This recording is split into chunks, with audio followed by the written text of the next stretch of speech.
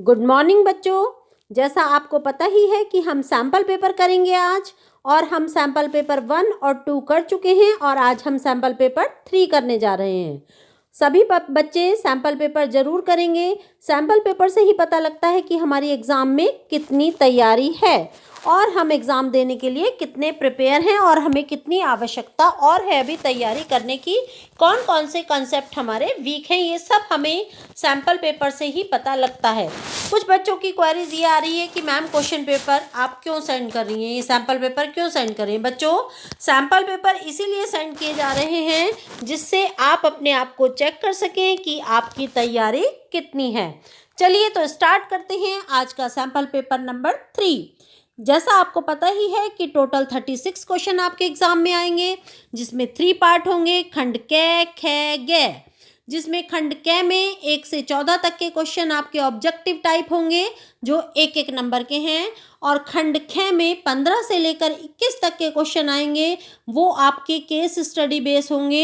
ये भी आपके बहुविकल्पीय क्वेश्चन हैं और ये भी आपके एक एक नंबर के हैं। इट मीन्स टोटल आपके 21 क्वेश्चन, 21 क्वेश्चन किसके हैं, एक एक नंबर वाले आने वाले हैं। तो पेपर पैटर्न बहुत इजी हो गया है। अब बात करते हैं खंड ग की, जिसमें 22 टू 27 ये क्वेश्चंस आपके 2-2 नंबर के आने वाले हैं, 22 से 27 तक के, और 28 और 29 ये 2 क्वेश्चन आपके 3-3 नंबर के हैं, और प्रश्न संख्या 30 से लेकर 33 तक के क्वेश्चन आपके 4 अंक के, और आपके 34 से लेकर 36 तक के 34, 35 और 36 ये 3 क्वेश्चन आपके 5-5 नंबर के आने वाले हैं। तो सभी बच्चे अपने आप को अच्छे से प्रिपेयर करें। और अब हम आज का पेपर स्टार्ट करते हैं। देखिए आज के पेपर में क्या क्या आने वाला है। देखिए इस हर क्वेश्चन के साथ, मोस्टली क्वेश्चंस के साथ कुछ विकल्प दिए गए हैं जिसमें आपको चॉइस दी गई है।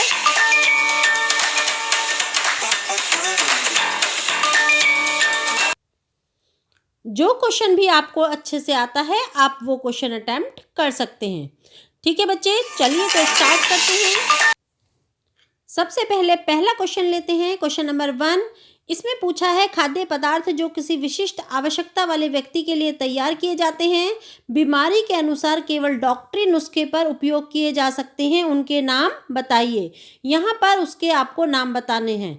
तो यहाँ पर आपका आंसर है घ, चिकित्सीय खाद्य पदार्थ। अब इसका अथवा करके क्वेश्चन लेते हैं। ये क्वेश्चन क्या है, खाद्य पदार्थों में प्राप्त प्रतिऑक्सीकारक व्यक्ति के पोषण में महत्वपूर्ण भूमिका निभाते हैं, उनका नाम बताइए। मेरा आंसर बताने से पहले आप वीडियो पॉज करेंगे और अपने आप को चेक करेंगे कि आपको कितना आंसर आता है। अब मैं इसका आंसर बताऊंगी। इसका आंसर है कै, बीटा कैरोटीन। ठीक है, फिर आता है क्वेश्चन नंबर 2, अर्थपूर्ण कार्य क्या है। यहाँ पर आपको अर्थपूर्ण कार्य बताना है, जिसमें पूछा है समाज के लिए अनुपयोगी, पूरी जिम्मेदारी के साथ किया गया कार्य, या मानसिक संतुष्टि प्राप्त हो, या दोनों, ख और गे। तो इसका आंसर है घ, जिसमें पूरी जिम्मेदारी के साथ जो काम किया गया हो वो भी आता है, और जिससे हमें मानसिक संतुष्टि प्राप्त हो वो भी आता है। अब आता है क्वेश्चन नंबर 3, जिसमें क्वेश्चन में पूछा है अतिथि चक्र के चरण इस प्रकार हैं, आगमन पूर्व, फिर डैश, फिर कमरे पर आधिपत्य, और फिर प्रस्थान। आगमन पूर्व के बाद क्या आएगा, आप वीडियो को पॉज करेंगे और अपने आप को चेक करेंगे। तो इसका आंसर है कै, आगमन। अब क्वेश्चन नंबर 4 लेते हैं। धुलाई घर में वस्त्रों की स्त्री पर विशेष ध्यान नहीं दिया जाता है। धुलाई घर में वस्त्रों की स्त्री पर विशेष ध्यान नहीं दिया जाता है। तो इसका आंसर है कौन से, ग, अस्पताल। ठीक है, यहाँ पर अस्पताल में स्त्री पर ज़्यादा ध्यान नहीं दिया जाता है। अब अथवा करके क्वेश्चन पूछा है कितने % या उससे अधिक कार्य हस्तचालित धुलाई मशीन में करना पड़ता है। तो इसका आंसर क्या है, इसका आंसर है ग, 50%। अब अगला क्वेश्चन लेते हैं हम, question number 5। Red ribbon express train के माध्यम से किसके बारे में महत्वपूर्ण जानकारी दी गई थी। बहुत अच्छे से पढ़ा था आपने। वीडियो पॉज करेंगे और अपने आप देखेंगे कि आपकी कितनी तैयारी है। इसका आंसर आएगा बच्चे ख। HIV एड्स के लिए रेड रिबन एक्सप्रेस चलाई गई थी। फिर आता है क्वेश्चन नंबर 6। यहाँ पर आपको क्या करना है, यहाँ पर आपको मैचिंग करनी है। देखिए, खाद्य संक्रमण, जैविक संकट, रासायनिक संकट, भौतिक संकट, ठीक है, इनको आपको मैच करना है। तो देखिए हम इसका मैच करते हैं। एक आंसर होगा खाद्य संक्रमण, साल्मोनेला। जैविक संकट का क्या होगा, जैविक संकट का होगा संक्रमण तथा आविषालुता। फिर आता है रासायनिक संकट का क्या होगा, वर्जित खाद्य रंग। और फिर भौतिक संकट कौन सा है, पत्थर और लकड़ी। तो इसका आंसर होगा क। सभी बच्चे वीडियो पॉज करके पहले खुद को चेक करेंगे, तब मेरा आंसर सुनेंगे। अब क्वेश्चन नंबर 7 की तरफ बढ़ते हैं। इनमें से कौन सा क्रय एजेंसी का उत्तरदायित्व नहीं है। तो इसका आंसर है घ, बेचना। क्वेश्चन नंबर 8 की तरफ चलते हैं। होटल के बाहर के भूदृश्य की व्यवस्था का कार्य है। क्या कार्य है भूदृश्य की व्यवस्था का। तो इसका आंसर क्या है, अपने आप को चेक करेंगे पहले। उद्यान तथा पुष्प प्रबंधन टीम, घ है इसका आंसर। अब चलते हैं क्वेश्चन नंबर 9 की तरफ। क्वेश्चन नंबर 9 है हमारा रिक्त स्थान भरिए। यहाँ पर आपको फिल इन द ब्लैंक्स हैं, ये इनको फिल करना है। यह 10 से 60 सेकंड के छोटे छोटे संदेश होते हैं। इन्हें कार्यक्रमों के बीच में प्रसारित किया जाता है। क्या होते हैं ये होते हैं सार्वजनिक सेवा घोषणा। आंसर क्या आया, ख। अब आता है इसका आंसर सेकंड क्वेश्चन का, जो ये 9 का ऑप्शन में दिया हुआ है। स्वनियोजित महिला संघ सेवा। कभी कभी सेवा की फुल फॉर्म भी पूछ ली जाती है। स्वनियोजित महिला संघ भारत में कार्यरत लाखों निर्धन महिलाओं का संगठन है। कौन सा संगठन है, ये अनौपचारिक क्षेत्र है। तो इसका आंसर आता है ग। अब चलते हैं क्वेश्चन नंबर 10 की तरफ। का उपयोग कार्यस्थल पर उत्पादकता बढ़ाने के लिए किया जाता है। ये क्वेश्चन हर पेपर में आता है। इसका आंसर है क, सुकार्यिकी। अब आता है 11 क्वेश्चन। यहाँ पर आपको क्या करना है, यहाँ पर आपको ये चित्र बताना है। चित्र को पहचान कर कला का नाम और किस राज्य से संबंधित है। तो बच्चों ये कठपुतली है। कहाँ से है ये, राजस्थान से है। ठीक है, अब चलते हैं हम इसका अथवा वाला चित्र। ये क्या है, देखो ये क्या है, आप कर भी रहे हो, ये प्रैक्टिकल भी आपने किया है। ये क्या है, ये टाई एंड डाई बंधेज है। और ये कहाँ की है, राजस्थान और गुजरात की है। ठीक है, अब आता है हॉलमार्क जो है उसका मानक चिन्ह बनाइए। यहाँ पर आपको हॉलमार्क का चिन्ह बनाना है। ठीक है, क्वेश्चन नंबर 13 की तरफ चलते हैं। विकास संचार की 2 प्रमुख विशेषताएं बताइए। यहाँ पर आपको विकास संचार है जो डेवलपमेंट कम्युनिकेशन, इसकी 2 कैरेक्टरिस्टिक्स बतानी है। क्या क्या कैरेक्टरिस्टिक्स हैं इसकी, कि ये जो है पिछड़े जो लोग होते हैं उनके जीवन स्तर को बेहतर बनाता है और लोगों को शिक्षित करता है और समाज का विकास करता है। अब आते हैं क्वेश्चन नंबर 14 की तरफ। आपकी बहन अपना क्रैच खोलना चाहती है, इसके लिए उसे किन पहलुओं का ध्यान रखना चाहिए। क्या क्या बताएंगे आप अपनी बहन को जो क्रैच खोलना चाहती है। अनौपचारिक शिक्षा के बारे में, बच्चों की सेफ्टी या सुरक्षा के बारे में, उनको हेल्दी खाने की आदतें, मनोरंजन की सुविधाएं, कोई भी 2 बता देंगे। ठीक है, फिर आता है इसी का ऑप्शन में क्वेश्चन दिया गया है प्रारंभिक बाल्यावस्था, जो अर्ली चाइल्डहुड वाला आपका चैप्टर है। प्रारंभिक बाल्यावस्था देखभाल एवं शिक्षा के मार्गदर्शी सिद्धांत बताइए। क्या क्या इसके मार्गदर्शी सिद्धांत हैं। सबसे पहला है सीखने का आधार खेल हो, शिक्षा का आधार कला हो, और स्थानीय सामग्रियां जो हैं वो कला और ज्ञान का उपयोग हो, और स्वास्थ्य कल्याण और स्वस्थ आदतें हो। अब आते हैं हम क्वेश्चन नंबर 15 की तरफ। 15वां क्वेश्चन, ये देखिए यहाँ पर ये जो है हमारे 1-1 नंबर के क्वेश्चन थे। अब 15वां क्वेश्चन जो है ये किस पर आधारित है। पहले 15वां क्वेश्चन इसका बी पार्ट है, ये देख लेते हैं। इसमें पूछा है मरासमस रोग मुख्यतः किसकी कमी से होता है। किसकी कमी से होता है, तो इसका आंसर क्या है, ऊर्जा एवं प्रोटीन की कमी से मरासमस रोग होता है। अब ये जो 15 नंबर से क्वेश्चन है ये केस स्टडी पर आधारित है। ठीक है बच्चों, 15 से कहाँ तक, 21 तक के क्वेश्चन हमारे ये कोई केस स्टडी पर आधारित हैं। 14 तक के क्वेश्चन हमारे कौन अलग क्वेश्चन थे, और इनको जब आप ये पैराग्राफ पढ़ेंगे तो आपको ये 15 से 21 वाले क्वेश्चन मिल जाएंगे। अब आते हैं क्वेश्चन नंबर 16 की तरफ। बच्चों में प्रोटीन एवं ऊर्जा की कमी से कौन सा रोग होता है? कौन सा रोग होता है? क्वाशरकोर रोग होता है। बच्चों में क्वाशरकोर रोग हो जाता है। कौन सा रोग वयस्कों में लोहे की कमी से होता है? वो कौन सा होता है? आयरन की कमी से अनीमिया रोग होता है, जिसको अरक्तता कहते हैं। अब आता है क्वेश्चन नंबर 18। इनमें से कौन सा कथन गलत है? यहाँ पर आपको गलत कथन बताना है। इसमें जो गलत कथन है वो उस पैराग्राफ के अकॉर्डिंग कौन सा है? ग है। विकासशील देशों में यह समस्या ना के बराबर है। अब आते हैं क्वेश्चन नंबर 19 की तरफ। यहाँ पर आपको ये पैराग्राफ पढ़ना है, उसके बाद क्वेश्चन नंबर 19 से सॉल्व करने हैं। अस्पताल में किस प्रकार के कपड़ों को प्रयोग में लाया जाता है? हमेशा सूती कपड़ों को उपयोग में लाया जाता है। इसका आंसर ग है। अब आते हैं क्वेश्चन नंबर 20 की तरफ।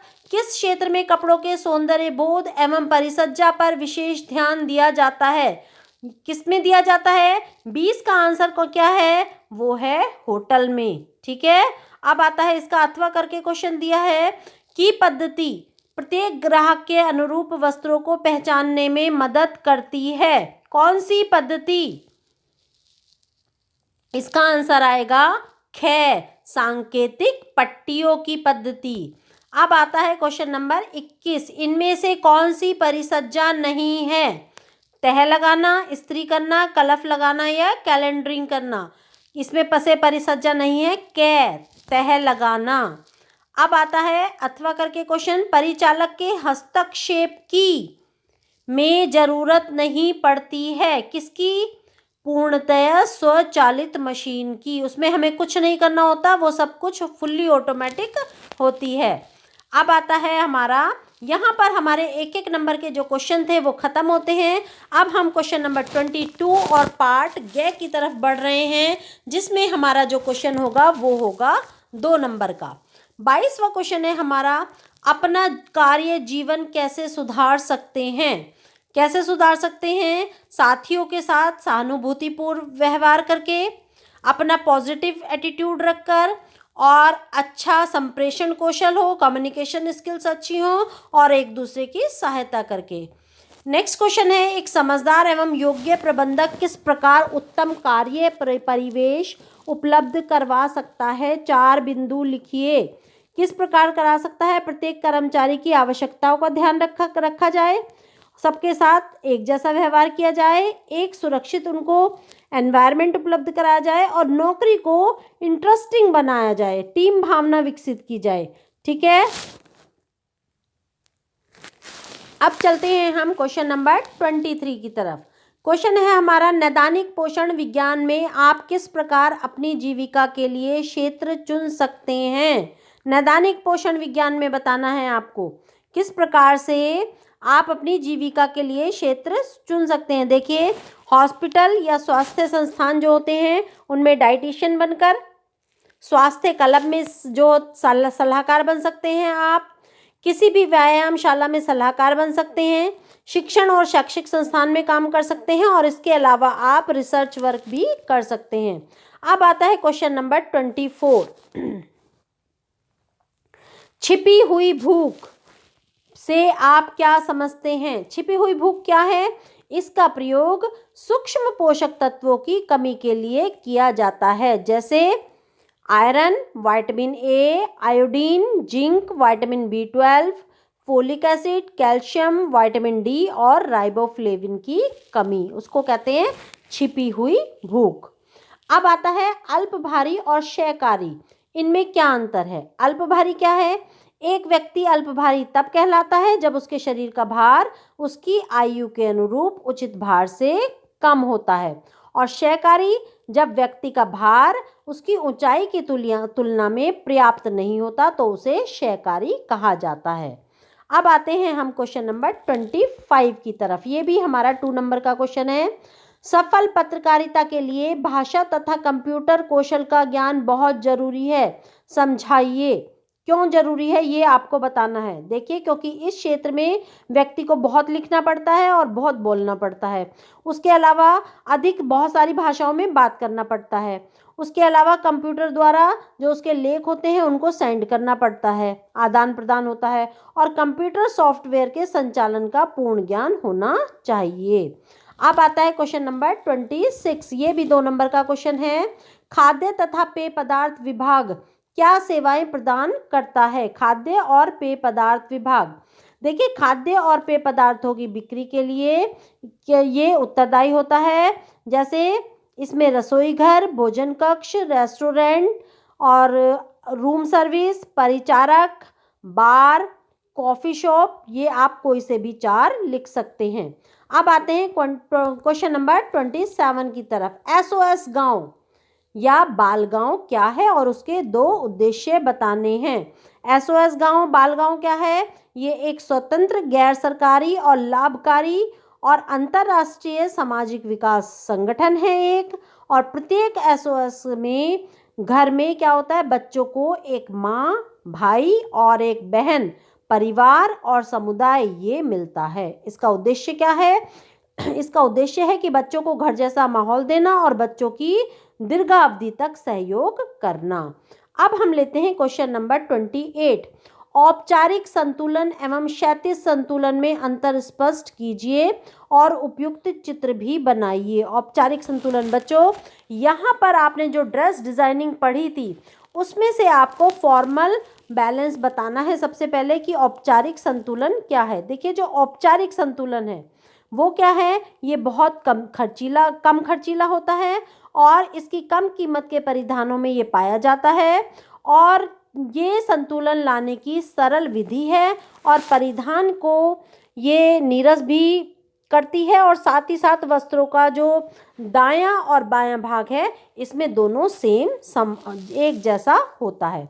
लेकिन जो क्षैतिज संतुलन है डिज़ाइन, ये कैसा है? इनफॉर्मल। ये एक डिज़ाइन के विभिन्न तत्वों का उपयोग किया जाता है इसमें।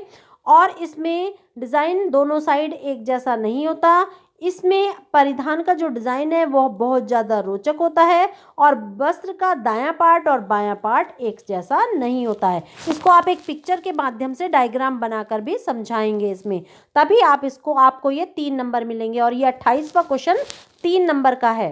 27 तक आपके 2 नंबर तक के क्वेश्चन थे और अब आपका ये क्वेश्चन 3 नंबर का है। इसको डायग्राम के माध्यम से आप समझाएंगे। अब आता है क्वेश्चन नंबर 29। देखिए, जो क्वेश्चन नंबर 29 है हमारा, ये भी 3 नंबर का है। भारत में युवाओं के लिए चलाए जा रहे कोई 3 प्रमुख कार्यक्रमों का विवरण दीजिए। यहाँ पर आपको 3 कार्यक्रम बताने हैं। देखिए, एक तो आप इसमें NSS बता देंगे, राष्ट्रीय सेवा योजना। इसका मुख्य उद्देश्य विद्यालय स्तर के विद्यार्थियों को समाज सेवा और राष्ट्रीय विकास में जानकारी देना है। एक आप इसमें बताएंगे राष्ट्रीय सेवा योजना। इसके जो विद्यार्थी होते हैं वो समाज के आर्थिक और सामाजिक रूप से कमजोर वर्गों की आवश्यकताओं को पूरा करने के लिए विभिन्न राहत और पुनर्वास कार्यक्रमों के क्रियान्वयन के लिए भी उनकी सहायता करते हैं। अब हम दूसरा बताएंगे इसमें राष्ट्रीय सेवा स्वयं सेवक योजना। ये क्या है? इसमें राष्ट्रीय विकास के कार्यक्रमों में शामिल होने का युवाओं को अवसर मिलता है। यहाँ प्रौढ़ शिक्षा और युवा क्लब और इन सब के नेतृत्व के प्रशिक्षण कार्यक्रम कराए जाते हैं। नेहरू युवा केंद्रों का उद्देश्य क्या है? इनका उद्देश्य है कि ग्रामीण क्षेत्रों के जो गैर विद्यार्थी युवक हैं उनको ग्रामीण क्षेत्रों के विकास में योगदान देने में ये सक्षम बनाता है। और इसमें जो तीसरा लिखेंगे आप, वो कौन सा लिखेंगे? वो लिखेंगे आप साहसिक कार्यों को प्रोत्साहन। इसमें क्या है? युवा क्लब और स्वयंसेवी संगठन जो होते हैं उसमें जो लोग हैं उनको साहसिक कार्यक्रमों के लिए प्रोत्साहित किया जाता है। जैसे पर्वतारोहण, पैदल यात्रा, इनके लिए उनको प्रोत्साहित किया जाता है, जितने भी जोखिम वाले काम होते हैं। ठीक है, उसके बाद इसी में अथवा करके क्वेश्चन दिया है कि वृद्धजन क्यों संवेदनशील होते हैं, उसके 6 बिंदु दीजिए। या तो आप ये वाला क्वेश्चन करेंगे या ये वाला करेंगे। इसमें बता देंगे कि वृद्धजन क्यों संवेदनशील होते हैं। देखिए, क्योंकि उनकी दृष्टि कमजोर हो जाती है, उनकी आंखों में कभी मोतियाबिंद हो जाता है, किसी को कम दिखने लगता है, उनको तंत्रिका विकार हो जाता है, वो बहरे हो जाते हैं, इट मीन्स उनको कम सुनने लगता है, उनको गठिया के रोग हो जाते हैं, चलने फिरने में प्रॉब्लम होती है, घुटनों में दर्द होने लगता है, अपनी देखभाल करने में वो असक्षम होते हैं, अकेलेपन की उनको पीड़ा होती है, और कुछ आर्थिक रूप से भी युवा पीढ़ी पर निर्भर हो जाते हैं। कोई से भी आप इसमें 4 लिख देंगे। अब नेक्स्ट क्वेश्चन आता है क्वेश्चन नंबर 30। आपके मित्र को वस्त्रों की देखभाल तथा रखरखाव के क्षेत्र में जीविका कमाने के लिए किन कौशलों की जरूरत पड़ेगी, इसके कार्य क्षेत्र बताइए। देखो बच्चों, ये 30 जो क्वेश्चन है हमारा, ये 4 नंबर का क्वेश्चन है, तो इसीलिए आप थोड़ा सा मटेरियल अच्छी तरह एक्सप्लेन करेंगे जिससे आपको पूरे 4 नंबर मिल जाएं। तो यहाँ पर आपको बताना है कि आपके मित्र को वस्त्रों की देखभाल और रखरखाव के क्षेत्र में जीविका कमाने के किन कौशलों की जरूरत पड़ेगी। तो आप बताएंगे इसमें कौन कौन से कौशल की जरूरत पड़ेगी। इसमें एक तो कपड़ा उत्पादन तकनीक, कपड़ों का रंग, बुनावट, वस्त्रों की देखभाल, रखरखाव में आने वाले विभिन्न प्रकार की प्रक्रियाओं का ज्ञान और स्व उद्यमी प्रक्रियाओं का ज्ञान होना चाहिए। अथवा करके क्वेश्चन दिया है, रमा अपने भारी पर्दे धोबी से प्रेस करवाना चाहती है, बताइए कि किस तरह की इस्त्री का इस्तेमाल करते हैं और इसका क्या लाभ है। इसमें आप बताएंगे कि भारी पर्दों को प्रेस करने के लिए भारी इस्त्री की आवश्यकता होती है, और इस इस्त्री में से क्या होगा, बहुत अच्छी परिसज्जा होती है, और भारी कपड़े जैसे चादर, पर्दे, इनको प्रेस करने के लिए कोयले की प्रेस का भी इस्तेमाल किया जा सकता है। ये लोहे की भारी बॉक्स नुमा आकार की होती है, जिसके अंदर गर्म जो कोयला होता है वो डाला जाता है, जिससे उसका टेम्परेचर बढ़ा दिया जाता है। और मॉडल और उपयोगिता के अनुसार प्रेस का वजन कितना होना चाहिए, 1.5 से लेकर 3.5 किलो तक प्रेस का वजन होना चाहिए। अब हम इसका लेते हैं क्वेश्चन नंबर 31। क्वेश्चन नंबर 31 हमारा 4 मार्क का क्वेश्चन है। ये भी इसमें पूछा है कि आपके भाई ने जैम जेली बनाने की फैक्ट्री लगाई है, खाद्य गुणवत्ता के लिए उसे किन किन बातों को सुनिश्चित करना चाहिए। देखिए, उसको कच्चे माल का ज्ञान होना चाहिए, क्वालिटी का पता होना चाहिए, कर्मचारी जो होते हैं उनकी सुरक्षा का और उपकरणों की सुरक्षा का ये ज्ञान होना चाहिए उसको, खाद्य निर्माण की स्वच्छता के बारे में, भंडारण के बारे में, खाद्य स्वच्छता के बारे में, मानक चिन्ह युक्त अच्छी गुणवत्ता वाली सामग्रियों का यूज़ करना है उसको, व्यक्तिगत स्वच्छता का ध्यान रखना है, और जितने भी रूल बनाए गए हैं नेशनल और इंटरनेशनल उन्हें फॉलो करना है। अब आती है बात क्वेश्चन नंबर 32 की, किशोर न्याय अधिनियम के अनुसार किस प्रकार के बच्चे अपराधी कहलाते हैं। ये क्वेश्चन भी हमारा 4 मार्क का है। यहाँ पर बताना है कि कौन कौन से बच्चे किशोर न्याय अधिनियम के अनुसार अपराधी कहलाते हैं। जिनका कोई घर नहीं है वो, जैसे जिनके माँ बाप छोड़ देते हैं बच्चों को, सड़क पर पलने वाले बच्चे, ठीक है, गुमशुदा बच्चे, वो सब इसके अंतर्गत आते हैं। जो ऐसे व्यक्ति के साथ रहते हैं जो उन पर नियंत्रण रखने के लिए अनुपयुक्त होता है वो भी आते हैं। जहां बच्चों को मारे जाने, दुर्व्यवहार होने या उनके प्रति लापरवाही बरतने की संभावना होती है, ठीक है। उसके अलावा मानसिक अथवा शारीरिक रूप से विकलांग बच्चे, ये भी इसके अंतर्गत आते हैं। अब हम लेते हैं क्वेश्चन नंबर, और इसके अलावा आप इसमें ये भी बता सकते हैं जो यौन दुर्व्यवहार या फिर अनैतिक कार्य इनके लिए दंडित किए जाते हैं वो बच्चे भी आते हैं। जो नशीली दवाएं लेते हैं, अवैध व्यापार करते हैं वो भी आते हैं। यदि कोई प्राकृतिक आपदा का शिकार हो गया वो भी आएगा। अनाथ बच्चे भी इसके अंतर्गत आते हैं। अब लेते हैं हम क्वेश्चन नंबर 33। खाद्य प्रसंस्करण एवं प्रौद्योगिकी के क्षेत्र में स्वरोजगार किस प्रकार आप शुरू कर सकते हैं। अपना रोजगार आप किस तरह स्टार्ट कर सकते हैं, कैसे कर सकते हैं। बहुत सारे अवसर हैं अपना रोजगार करने के लिए। बहुत से बैंक हैं या वित्तीय संस्थान हैं जो महिलाओं को विशेष रूप से प्रोत्साहित करते हैं और उनको फाइनेंशियल उनकी मदद भी करते हैं। इसमें क्या होता है, सूखे अल्पाहार तैयार किए जाते हैं, जैसे नमकीन, मूंगफली हो गई भुने हुए चने हो गए, ठीक है, फुलाए हुए अनाज हो गए, मिठाइयाँ हो गई, पापड़ हो गए, मुरब्बा, अचार, ये सब इसके अंतर्गत आते हैं। गुड़ से बने हुए पदार्थ जैसे मूंगफली की गट्टी वगैरह वो सब भी इसके अंतर्गत आती है। अब लेते हैं हम क्वेश्चन नंबर 34। आहार चिकित्सा क्या है और इसके क्या उद्देश्य हैं? ये क्वेश्चन 34 हमारा 5 मार्क्स का है। यहाँ पर आपको सबसे पहले आहार चिकित्सा डिफाइन करती हैं और फिर उसके 5 उद्देश्य बताने हैं और आहार के कोई 2 प्रकार भी आपको बताने हैं। क्या है? आहार चिकित्सा बतानी है। आहार की एक शाखा है जिसमें आहार का प्रयोग चिकित्सा के लिए किया जाता है। इसमें रोग अनुसार सामान्य आहार में परिवर्तन लाकर रोगी को उसके पौष्टिक आवश्यकताओं के अनुरूप आहार दिया जाता है। ठीक है, इसका उद्देश्य क्या है? इसका उद्देश्य है कि रोगी की भोजन संबंधी आदतों को ध्यान में रखकर उसकी आहार योजना बनानी चाहिए। रोगी के वर्तमान आहार में परिवर्तन लाकर रोग के हालात में सुधार और नियंत्रण लाना, रोग के कारण पौष्टिक आवश्यकताओं में आए परिवर्तनों को ध्यान में रखना। उसके अलावा पोषणहीनता की स्थिति में आहार उपचारहीनता को दूर करना, चिरकालिक रोगों की जटिलताओं का निदान करना, निर्धारित आहार का अनुसरण करने की आवश्यकता संबंधी जो शिक्षा है वो देना और उनकी जितने भी मरीज हैं उनको सही सलाह देना। ठीक है बच्चे, इसके बाद इसमें आप क्या बताएंगे? इसके बाद आहार के 2 प्रकार बताने हैं आप, जैसे नियमित आहार बता देंगे और परिवर्तित आहार बता देंगे। ठीक है, संशोधित जो भी आपने संशोधन किया है प्रैक्टिकल नंबर 1 में जैसा आपने सीखा था संशोधित आहार वो बता देंगे। जैसे नियमित आहार वह होता है जो परिवार के सभी व्यक्तियों के लिए बनाया जाता है और स्वस्थ व्यक्तियों की सभी व्यक्ति की आवश्यकताओं को पूरा करता है। और संशोधित आहार कौन सा होता है? जो रोगी की चिकित्सीय आवश्यकताओं को पूरा करने के लिए समायोजित किया जाता है। अब लेते हैं हम क्वेश्चन नंबर 35। ये भी हमारा 5 मार्क का क्वेश्चन है। इसमें पूछा है आपकी माताजी को खरीद के दौरान होने वाली धोखाधड़ी समस्याओं से अवगत कराएं, मानकीकरण चिन्ह क्या है वो बताएं और कोई 2 को विस्तार पूर्वक आपको समझाना है। ठीक है, यहाँ पर आपकी जो माताजी हैं उनके लिए है ये क्वेश्चन। तो आप उनको पहले बता देंगे, फिर समस्याओं से अवगत करा देंगे, फिर मानकीकरण चिन्ह बता देंगे और फिर कोई 2 विस्तार पूर्वक समझा देंगे। ठीक है बच्चे, आई होप ये क्वेश्चन आप अपने आप कर लेंगे। फिर आता है उपभोक्ता शिक्षा और संरक्षण में प्रशिक्षण लेने के बाद विद्यार्थियों को कौन से जीविका कमाने के अवसर जो हैं, कौन से जीविका कमाने के अवसर प्राप्त होते हैं वो आपको यहाँ पर बताने हैं। आप बता दोगे मुझे लगता है, लेकिन फिर भी 1-2 मैं बता देती हूँ आपको।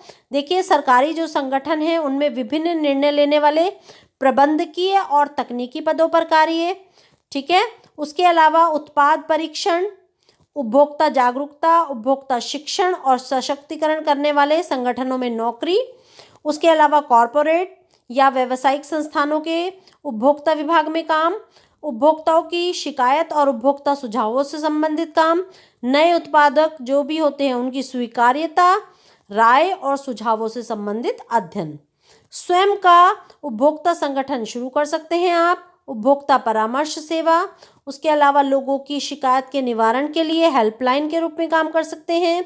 आप परामर्शदाता के रूप में उपभोक्ता मामलों से संबंधित पत्रकारिता भी कर सकते हैं और उपभोक्ता सक्रियतावादी भी बन सकते हैं। ठीक है बच्चे, अब लेते हैं हम लास्ट क्वेश्चन आज का 36। बहुत लंबी वीडियो हो जाती है ये, लेकिन आपके लिए बहुत हेल्पफुल भी है।